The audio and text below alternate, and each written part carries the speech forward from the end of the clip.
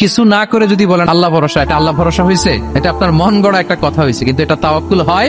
আমাদের অনেকে অলসতা, অকর্মণ্যতা, অপারগতা, হীনমন্যতা এগুলার তাওয়াক্কুল বানায় ফেলেছে। হাত গুটায় বসে থাকবে, কাজ করবে না, অলস, আর বলে কি আল্লাহ ভরসা। রিজিকের মালিক আল্লাহ, কিছু করবে না আর বলে আল্লাহ ভরসা। প্রিয় ভাইরা, রাসূল সাল্লাল্লাহু আলাইহি ওয়াসাল্লাম তিনি অলসতা, অকর্মণ্যতা, হীনমন্যতা, কাপুরুষতা, ভীরুতা এগুলো থেকে আল্লাহর কাছে পানাহ চেয়েছেন।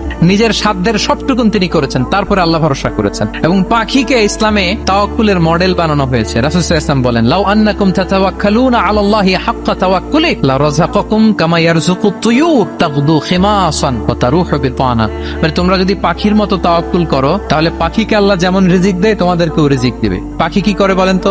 সকাল সকাল কিচির মিচির রবে দিক দিগন্ত মাতিয়ে সে বের হয়ে যায়, সারাদিন ঘুরতে থাকে। তাহলে খালি পেটে সকাল বেলায় পাখিগুলো বের হয়ে যায়, আকাশে বাতাসে ছুটে বেড়ায়, আর বিকেল বেলায় ওদর ফুর্তি করে প্রতিটা পাখিকে তার নিড়ে ফিরিয়ে দেয় কে?